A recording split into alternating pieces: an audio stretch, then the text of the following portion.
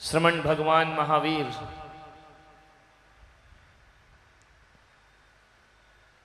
तीर्थंकर भगवान महावीर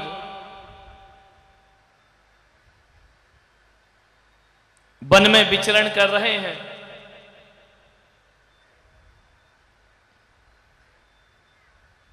कठोर तपस्या की उन्होंने अपने जीवन में।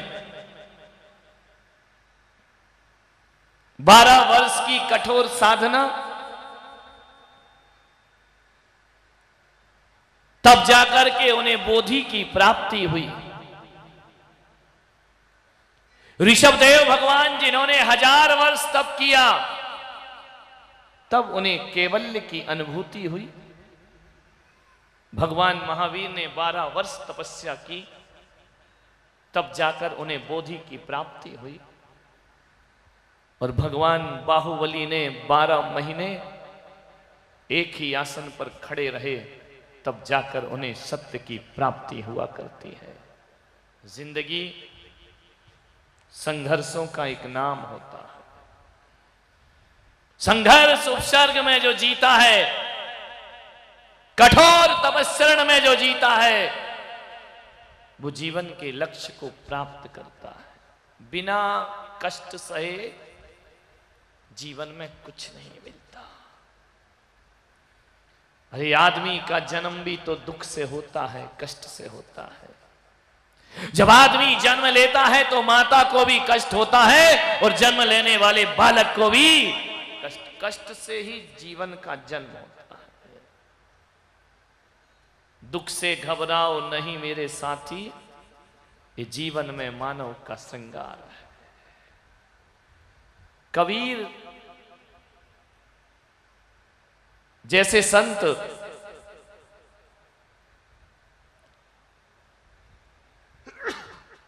अपनी झोपड़ी में विश्राम कर रहे थे। किसी ने दरवाजा खटखटाया। कबीर दरवाजा खोलो।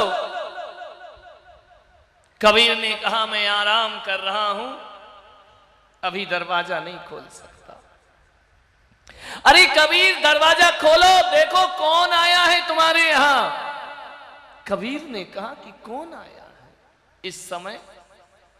बोले मैं आया हूं, मेरे पीछे सारी दुनिया भागती है। बड़े बड़े योगी मेरे लिए तपस्या करते हैं, बड़े बड़े ज्ञानी मेरा ध्यान करते हैं।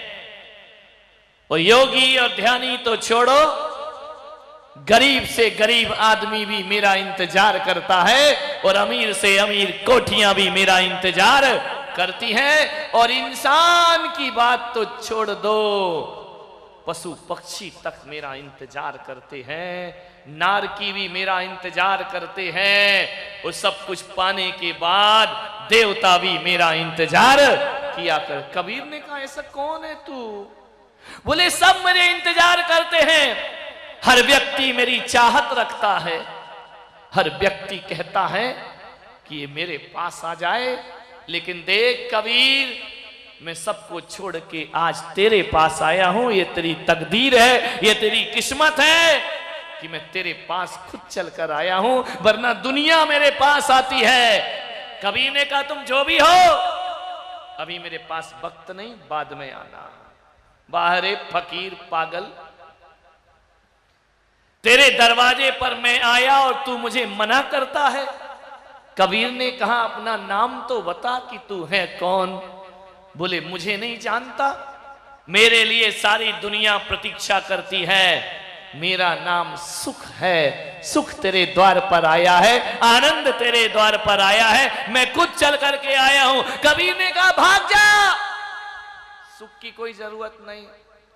तो बोले कबीर, सारी दुनिया सुखी होना चाहती है और तू कह रहा है कि सुख की जरूरत नहीं है। कबीर ने कहा मुझे सुख नहीं चाहिए, मेरे पास दुखी रहने दे, मुझे सुखी नहीं होना है।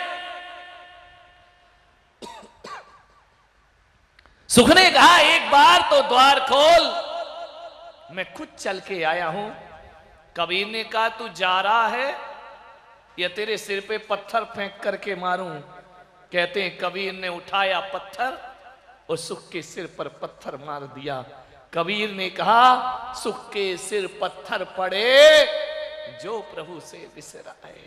कबीर ने कहा मुझे सुख की जरूरत नहीं, क्योंकि जिस दिन तू मेरे पास आ जाएगा, एक बात ध्यान रखना, पहला नुकसान तो मेरा ये होगा कि मुझे अहंकार आ जाएगा और मैं अकड़ के जीने लगूंगा, मैं झुकना भूल जाऊंगा।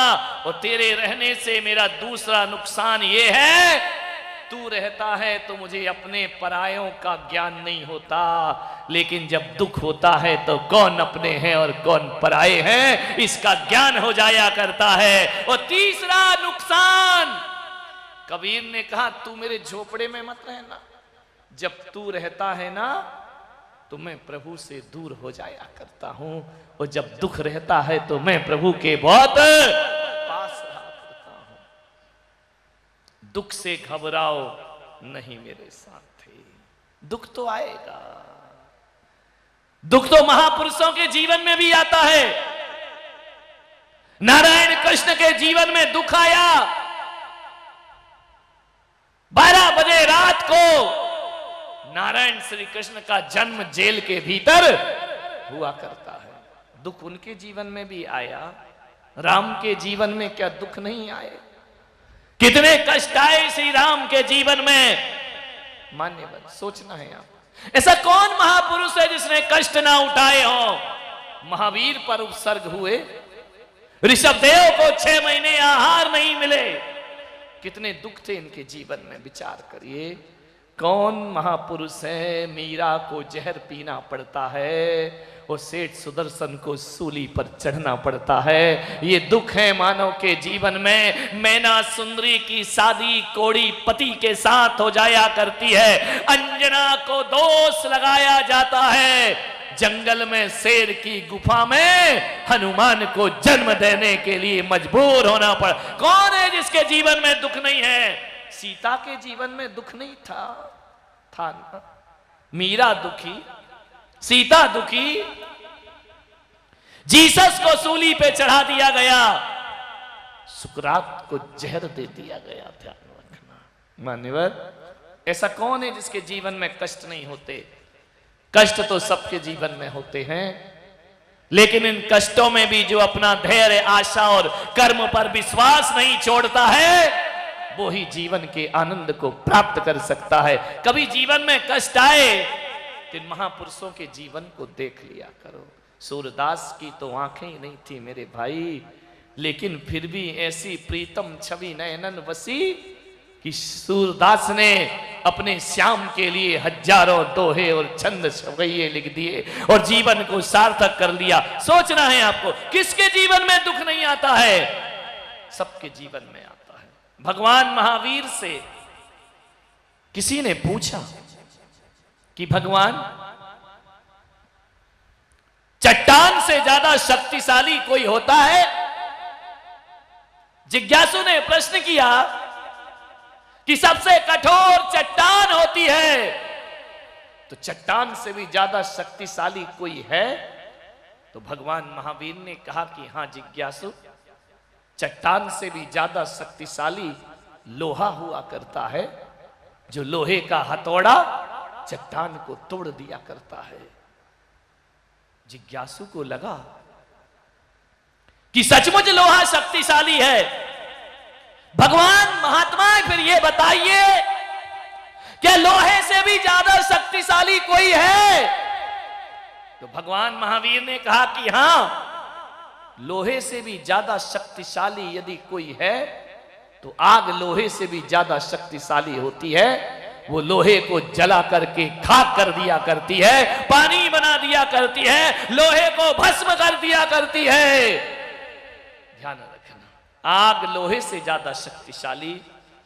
जिज्ञासु ने फिर पूछा, हे महापुरुष, जरा ये बताने की कृपा करें, आग से भी ज्यादा शक्तिशाली कोई है क्या? तो भगवान महावीर ने कहा कि हां, आग से भी ज्यादा शक्तिशाली पानी होता है, जो आग को बुझा दिया करता है, आग को खत्म कर दिया करता है। आग से भी शक्तिशाली पानी है।